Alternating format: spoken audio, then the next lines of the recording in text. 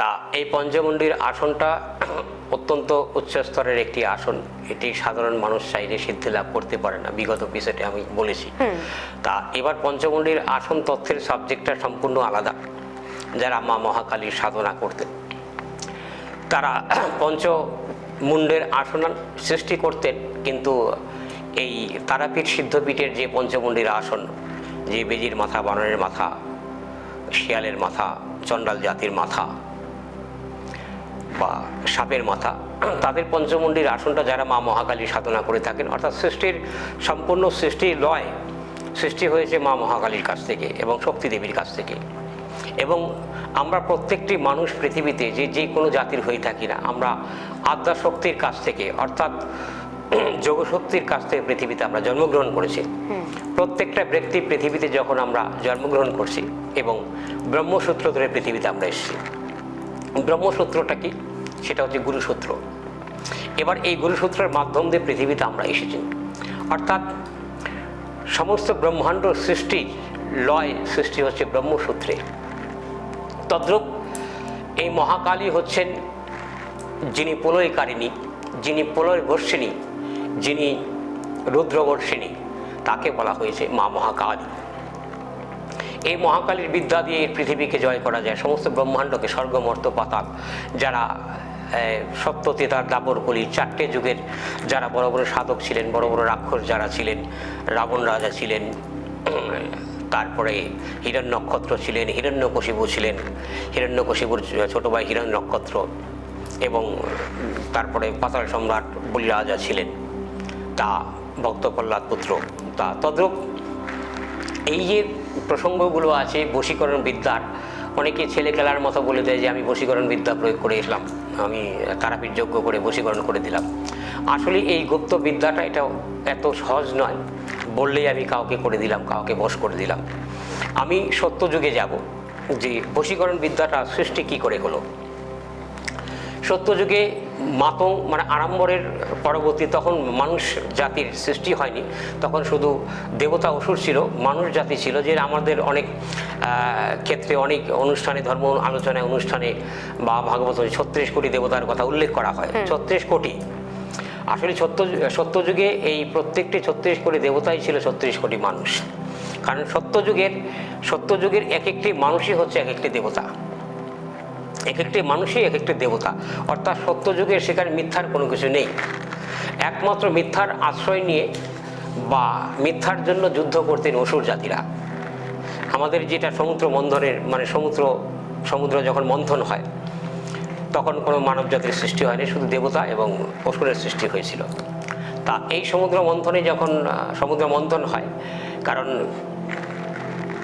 সেই জায়গা থেকে পৃথিবীর সব কিছু সৃষ্টির রহস্য সেখান থেকে তৈরি হবে।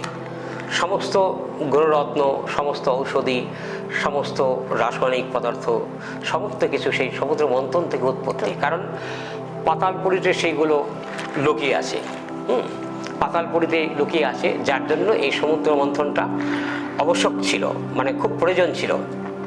কারণ সৃষ্টির রহস্যের আগে যদি সমুদ্র মন্থন না হতো তাহলে সৃষ্টির কোনো মূল্য থাকতো না। সমস্ত গ্রহ, তারা, নক্ষত্রমণ্ডল এবং নবগ্রহ, যক্ষ, কিন্নর, তারপরে অপ্সরা, দেবতা, দেবী, সর্পলোক, ভূতলোক, প্রেতলোক, পাতাললোক, কোনো কিছুরই মূল্যায়ন ছিল না। কারণ একমাত্র এই সমুদ্র মন্থনের পর থেকেই সব কিছু সৃষ্টি হয়েছে। যাই হোক, ভগবান বিষ্ণু যখন এই সমুদ্র মন্থন দেবরাজ ইন্দ্রের মাধ্যম দিয়ে অসুরদের প্রস্তাব দিলেন, তা সেখান থেকে একটি অমৃত, মানে আগে এই সত্যযুগে যে আমরা এই দেবতাদের যে অমর, আমরা দেবতাদের উপাসনা করি, তারা অমর ছিলেন না। ওই এক যুগই তাদের মানে আয়ু ছিল, এক যুগ। কারণ সত্য তেতার দাপরগুলি 4টা যুগের যেমন 4 ধরনেরই আছে, যেমন 4,32,000 বছর হচ্ছে কলির যুগের আয়ু, আচ্ছা 8,64,000 বছর হচ্ছে তেতার যুগের আয়ু, 17,34,000 বছর হচ্ছে এই তেতার যুগের আয়ু, 8,34,000 4,34,000 বছর হচ্ছিল এই কলির যুগের আয়ু, 8,64 বছর হচ্ছে দাপর যুগের আয়ু, তেতার যুগের আয়ু 17,34,000 বছর, এবং 54,32,000 বছর হচ্ছে সত্য যুগের আয়ু। তার মানে অ্যাভারেজে যদি আমরা হিসাব করে থাকি 1,20,00,000 বছর, প্রায় 1,20,00,000 বছর আমাদের এই সনাতন ধর্মের এভিডেন্স প্রমাণ। এই 1 কোটি 20 লক্ষ বছর ধরেই আমাদের এই হিন্দু ধর্ম, সনাতন ধর্ম তৈরি হয়েছে।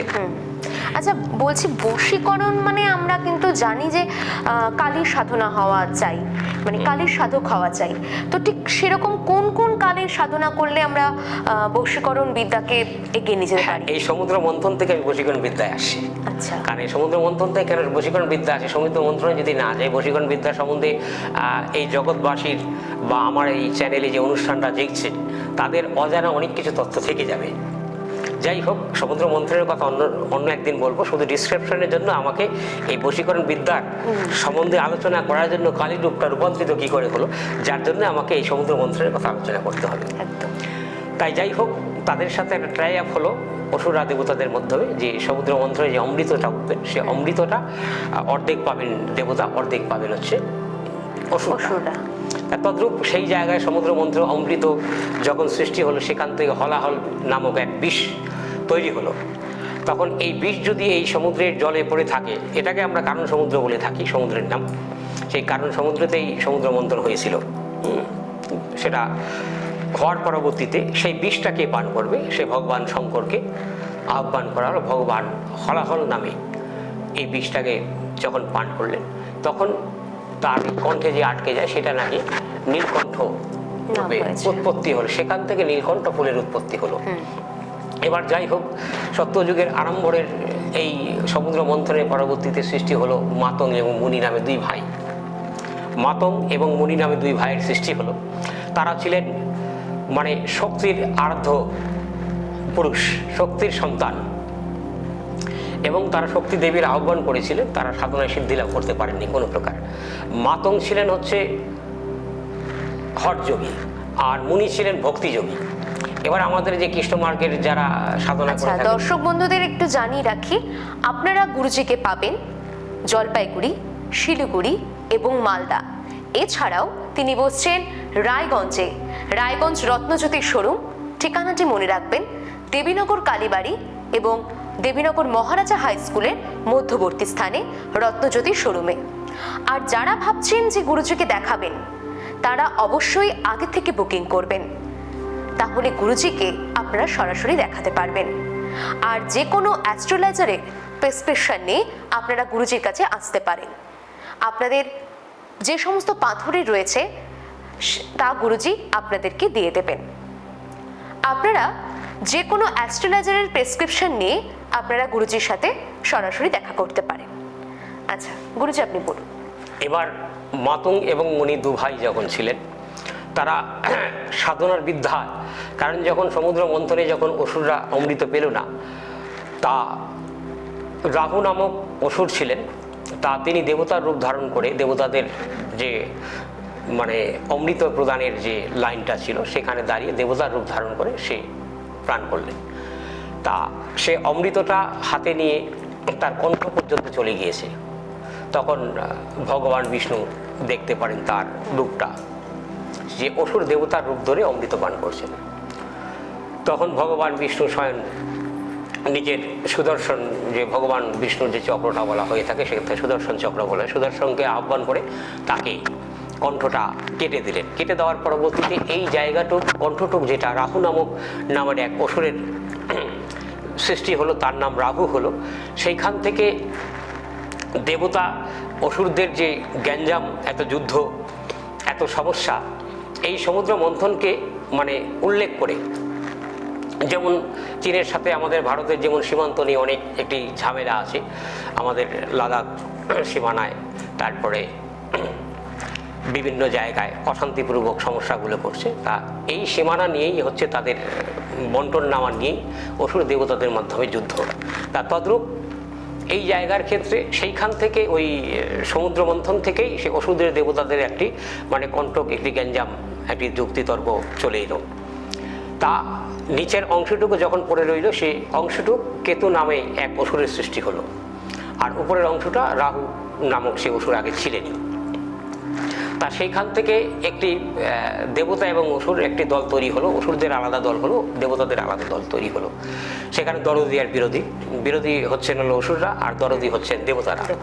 জাস্ট আমি জাগতিক ভাষায় কথা বলছি, কারণ এইভাবে ডিসক্রিপশন না দিলে মানে কোনো ব্যক্তিকে বোঝানো যাবে না। তার দরদি বিরোধী দুটো দল তৈরি হলো, একটি হচ্ছে দেবদল, একটি হলো আসরিক দল। তা আসরিক দলের কাছ থেকে কোনো প্রকার দেবতাদের সাথে কোনো রূপে পেরে উঠছিল না। তা তদ্রূপ সেইখান থেকে দীর্ঘ বহু বছর চলে যায়, কারণ 54,56,000 বছর সত্যযুগের আয়ু, এটার ছেলে খেলা নয়, অনেক বিশাল বড় যুগ আছে। কারণ সেই যুগে ভগবান বিষ্ণুর অনেকবার জন্ম হয়েছে, মৎস্যরূপে জন্ম হয়েছে, বরাহরূপে, বরাহরূপে, নৃসিংহ, কুর্ম, এই অবতারগুলো ভগবান বিষ্ণুর সত্যযুগে জন্মগ্রহণ করেছেন। তাই তদ্রূপ সে মাতং এবং মুনি নামে দুই ভাইয়ের জন্ম হলো। এটারও জন্ম রহস্য অনেক বড়, কারণ একটা এপিসোডে এই ব্যাখ্যা দেওয়া সম্ভব না, যেহেতু বশীকরণ বিদ্যাটা আমাকে এই এপিসোডেই এর সমাধান দিতে হবে। যার জন্যে মাতং এবং মুনি, মাতং ছিলেন হঠযোগী, মানে আসরিক প্রভৃতির সাধক, আর মুনি ছিলেন ভক্তিযোগী। সে হচ্ছে ভক্তি মার্গের, যেমন কৃষ্ণ মার্গের ভক্তিযোগী থাকে, তদ্রূপ সেই মার্গের দু ভাই সাধক, একজন হঠযোগী, একজন ভক্তিযোগী।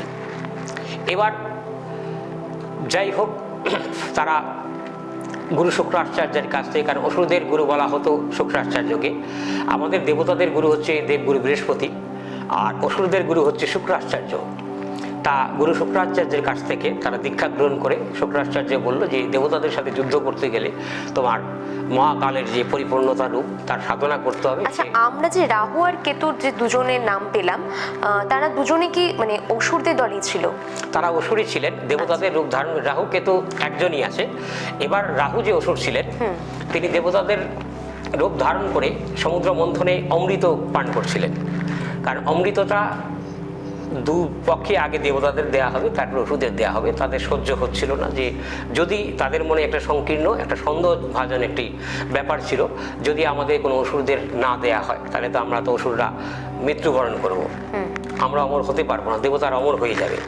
তদ্রূপ দেবতাদের রূপ ধারণ করে সে অমৃত পান করছিলেন। কারণ ভগবান বিষ্ণু সেটা বুঝতে পেরে তার গলাটাকে সুদর্শন দিয়ে কেটে দেন। কেটে দেওয়ার পরে যে এইখান থেকে, এই মুখের থেকে এই পর্যন্ত, যেহেতু কণ্ঠ পর্যন্ত চলে গিয়েছে অমৃতটা, এই জায়গাটুকু অমর হয়ে গেছে, তার মৃত্যু হবে না, নিচের অংশটার মৃত্যু হবে। তা যেহেতু তার পূর্ণাঙ্গ রূপটা নেই, দেহটা নেই, এই গলাটাই হচ্ছে অমর। এটা আমি কোনো অনুষ্ঠানে বলবো যে রাহুটা গ্রাস করে সূর্যকে, এই গ্রহণ যোগটা, এটাই হচ্ছে রাহু।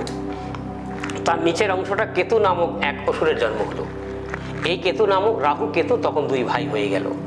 তার দেহের নিচের অংশটা হচ্ছে কেতু, দেহের উপরের অংশটা হচ্ছে রাহু, যেটা আমরা বৃশ্চিক বলে থাকি। কেতু বলা হয় যে বৃশ্চিকটা আছে, মানে বৃশ্চিক রাশির লোকেদের আমরা কেতুর জাতক জাতিকা বলে থাকি। আচ্ছা, তা সেইখান থেকে গুরু শুক্রাচার্য দীক্ষা দিলেন মাতং এবং মুনিকে, তাদের সাধনা করতে বলেন যে শক্তির পরিপূর্ণতা রূপ মা মহাকালীর সাধনা করো। তা তারা প্রশ্ন করলে যে মহাকালীর রূপ তো আমরা কখনো দেখিনি, জানিনি। বলছে মহাকালের অর্থাৎ ধ্বংসের পরিপূর্ণ রূপ হচ্ছে মা মহাকালী, এবং সৃষ্টির পরিপূর্ণতা রূপ হচ্ছে মা মহাকালী। এবং বিভিন্ন অনুষ্ঠানে আমরা দেখে থাকি যে একটা কালী আছে, তার 100টা হাত, 100টা পা, 100টা মাথা, এবং এই রূপটাকে আমরা মা মহাকালী বলে থাকি। এবং যে কালীটা শ্মশানে বসবাস করেন, কালো রূপের বিকট রূপ চেহারা, যাকে আমরা শ্মশান কালী বলে থাকি, শ্মশান কালী বলে থাকি। তা শ্মশান কালীটা পূর্ণাঙ্গ মহাকালী রূপ নয়, তারপর এই কালীটাকেই আমরা মহাকালীর পুজোয় করে থাকি। মা মহাকালীর আমরা করে থাকি দশা মহাবিদ্যার পরিপূর্ণতা শক্তি হচ্ছে মা মহাকালী, এবং মহাকালীর রূপের থেকে সমস্ত মানে কালী রূপের সৃষ্টি হয়েছে। এবং সেখান থেকে সৃষ্টি হয়েছে মহাকালী, শ্মশানকালী, ভদ্রকালী, নিত্যকালী, রুদ্রকালী, আচ্ছা সাধনকালী, এইবার জমকালী, এই যে কালী, দক্ষিণা কালী, শ্যামা কালী, এই কালীগুলোর সৃষ্টি হয়েছে মা মহাকালীর কাছ থেকে। কারণ শ্যামা কালীর রূপটা আমাদের ওই সত্য যুগে ছিল না, তেতার যুগে ছিল না। শ্যামা কালীর রূপটা স্বয়ং ভগবান শ্রীকৃষ্ণ নিজেই রূপ ধরেছেন বৃন্দাবন লীলায়। ভগবান শ্রীকৃষ্ণ যখন তেতার যুগে এসেছিলেন, বৃন্দাবন লীলা করছিলেন, তখন সে কৃষ্ণকালী রূপ ধারণ করেছিলেন। শ্যাম অর্থাৎ কৃষ্ণ, কৃষ্ণর আরেক নাম হচ্ছে শ্যাম, শ্যামের আরেক নাম হচ্ছে শ্রীকৃষ্ণ। অর্থাৎ শ্যামবর্ণ যে কালীটা আছে তাকে আমরা শ্যামা কালী বলে থাকি। তাহলে আমরা এই যে কালীর সাধনার, এই যে বশীকরণ বিদ্যাতে, তাহলে আমরা কোন কোন কালীকে আমরা ঠিক পাচ্ছি? এবার আমি মূল বশীকরণ বিদ্যার এটা আমি আলোচনা করে আগে ভালো করে ব্যাখ্যাটা দিয়ে নিই। তো এইবার এই জায়গাটা হচ্ছে মাতং এবং মণি যখন গুরু শুক্রাচার্যের কাছে সাধনায় মানে দীক্ষা নিল, যে তন্ত্র মার্গের, আর তান্ত্রিক গুরু ছিলেন হচ্ছে গুরু শুক্রাচার্য। পৃথিবীতে অসুরদের গুরু বলা হয় শুক্রাচার্যকে। শুক্রাচার্যের কাছ থেকে তখন দীক্ষা গ্রহণ করলেন, তাদেরকে একটি হিমালয়ের গুহায় সেখানে সাধনা স্তরে বুঝিয়ে দিলেন যে তুমি এইভাবে সাধনা করো, তুমি এইভাবে, তুমি ভক্তি মার্গের সাধনা করো, তুমি হঠ মার্গের সাধনা করো। এবং হঠযোগী আমাদের সনাতন ধর্মে বলা হয়ে থাকে কাদেরকে? যারা নাগা সন্ন্যাসী আছে তাদেরকে হঠযোগী বলা হয়ে থাকে। তারা শ্মশানে থাকবেন, মরা মানুষের মাংস খাবেন, তাদের কাছে এই জগৎটা টোটালটাই মৃত্যু, তাদের যা দিবেন তারা তাই খাবেন। তারা এই জগতের কোনো কিছু চাহিদা নেই, ইচ্ছা নেই, বাঁচারও ইচ্ছা নেই, মরারও ইচ্ছা নেই।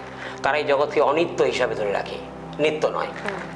নিত্য যেটা আমরা জগৎকে ধরে আসি, আঁকড়ে ধরে আসি, পুত্র কন্যা সন্তান বাড়ি গাড়ি, এটা নিত্য জগৎ। আর অনিত্য জগৎ হচ্ছে যেটা ধ্বংস হবে। তদ্রূপ সেখান থেকে মাতং এবং মুনি তার দুই ভাই সাধনা করে, মুনি সাধনায় সিদ্ধি লাভ করলেন মা মহাকালীকে। সিদ্ধি লাভ করার পরে যে মুনি মাকে চাইলেন যে আমি তোমাকে চাই, তখন সাধনায় আবির্ভূত যখন হলেন, সিদ্ধিলাভ যখন হলো, মা মহাকালীর পূর্ণাঙ্গ রূপ নিয়ে আবির্ভূত হলো, সে মহাকালের ধ্বংসের রূপ নিয়ে আবির্ভূত হলো। বলছে যে তুই কী চাস আমার কাছে? তখন মাতং চাইলেন যে আমি শক্তি চাই, তথাস্থ বর দিয়ে দিলেন। আর মুনি চাইলেন কি? যে আমি ভক্তি চাই। ভক্তি মার্গে কি হয়? ভক্তি মার্গের ভক্তির সাধনায় সিদ্ধি লাভ কোনো দেবদেবী সহজে তাকে দিতে চায় না। ভক্তিতে ভগবান বাধা থাকে। আমি যদি অন্তর দিয়ে কাউকে ভক্তি করি, সে আমার কাছে বাধা পড়ে যাবে। মানে তাদেরকে যদি ভালোবাসা দিয়ে, সুন্দর কথা দিয়ে, ব্যবহার দিয়ে যদি তাকে আমি আগলে রাখি, সে আমার কাছে বাধা পড়ে যাবে। কারণ ভালোবাসার কাঙ্গাল হচ্ছে সমস্ত ব্রহ্মাণ্ড, দেবতা, অসুর, কীট পতঙ্গ, পশু পাখি সবাই। অর্থাৎ সে ভক্তি চাইলেন। তখন বললেন যে না, তুমি অন্য কোনো বর চাও। আচ্ছা, তার আগে একটু বলে রাখি, আপনারা প্রশান্ত শাস্ত্রী মহাশয়কে আপনারা পেয়ে যাচ্ছেন জলপাইগুড়ি, মালদা এবং শিলিগুড়ি। আর রায়গঞ্জে তো তিনি বসছেনই। রায়গঞ্জে তিনি বসছেন রত্নজ্যোতি শোরুমে। আমাদের ঠিকানা মনে রাখবেন, রত্নজ্যোতি শোরুম, দেবীনগর এবং মহারাজা স্কুলের মধ্যবর্তী স্থানে। আর যে কোনো সমস্যার সমাধানে আপনাদের সমাধানের পথ খুঁজে দেবেন কিন্তু প্রশান্ত শাস্ত্রী মহাশয়।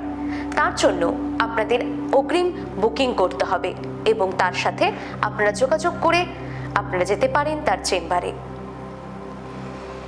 এবার যখন মা মহাকালী চলে গেলেন, তাকে বর কোনো প্রকার দিলেন না, সে আবার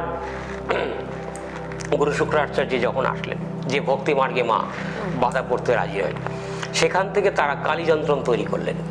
মানে এই বশীকরণ বিদ্যার এখান থেকে শুরু। তারা কালীযন্ত্রম তৈরি করলেন। কালীযন্ত্রম তৈরি করার পরবর্তীতে এবার শুক্রাচার্য বলে দিলেন যে কালীযন্ত্রম কিভাবে তৈরি হবে, তুমি মা মহাকালীকে আহ্বান করে জেনে নাও। তখন মা নিজেই বলে দিলেন যে আমার এই রূপের কালীযন্ত্রম তুমি সৃষ্টি করো। সৃষ্টি করার পরবর্তীতে সেখান থেকে মা নিজেই বলে দিলেন যে এই যন্ত্রের মাধ্যম দিয়ে আমাকে তুই যখন ডাকবি তখন পাবি। এই যন্ত্রকে দাঁড় করতে হয়, অর্থাৎ সিদ্ধ করতে হয়। তা এই যন্ত্রকে সিদ্ধি করার প্রথমত ক্রিং বীজ হচ্ছে কালীর বীজ। ক্রিং ক্রিং শব্দটার অর্থ মানে কি? মানে কোনো কিছুকে লাভ করা। যেমন আমি একটি বাড়ি করব, সেটা পূর্ণাঙ্গ রূপে লাভ করা। একটি গাড়ি কিনবো, তাকে লাভ করা। এটা সিদ্ধ করা। সিদ্ধ করার মানে যে জিনিসটাকে আমি লাভ, মানে আমার মনের বাসনাটাকে পূর্ণ করা, সেটাই হচ্ছে আবার সিদ্ধ করা। তা তদ্রূপ সেই জায়গায় যখন সাধনার স্তরে সে কালীযন্ত্রকে দাঁড় করলো, কালীযন্ত্র দাঁড় করতে গেলে এর অনেক মন্ত্র এবং তন্ত্র প্রয়োগ আছে এবং বিভিন্ন দ্রব্যের প্রয়োজন আছে। তা যাই হোক, এটা কোনো সাধনায় বলবো, কোনো অনুষ্ঠানে আমার বলবো। তা সেই জায়গার থেকে কালীযন্ত্রম যখন দাঁড় করা হলো, তাকে সিদ্ধ করা হলো, মা কালীকে যন্ত্রের মাধ্যমে আনা হলো। তাকে বললো যে মা, আমি তোমার কাছে ভক্তি চাই।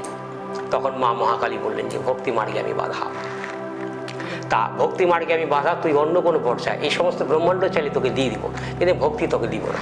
তিনবার যখন দুবার চলে গেলেন মহাকালী, তিনবারের সময়, কারণটা যেহেতু আমি একটি সম্পদ অর্জন করেছি, একটি জমি কিনেছি, আমার নামে দলিল আছে, তাই সেই সম্পত্তির মালিক তো আমি হব। যেহেতু কালীকে সে সাধনায় সিদ্ধি লাভ করেছে, মা মহাকালীকে, তাহলে সেই মহাকালী তো তার আরাধ্য সম্পদ, তার আরাধ্য দেবী। তা তদ্রূপ বললো যে তথাস্থ। ভক্তি মার্গে মা সেখানে বাধা পড়ে গেল। তখন মা বশীকরণ বশ হয়ে গেল।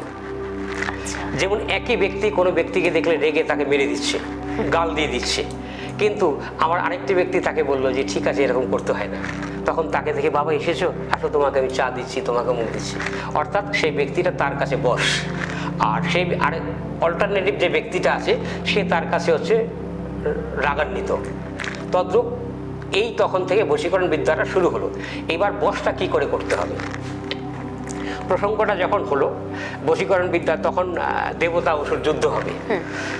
তখন মাতং যেহেতু হঠযোগী আছেন, তখন বললেন যে তোমাকে এই কালীকে আমাদের পক্ষ নিয়ে দেবতাদের বিরুদ্ধে যুদ্ধ করতে হবে, দেবতাদের বিরুদ্ধে তোমাকে যুদ্ধ করতে হবে।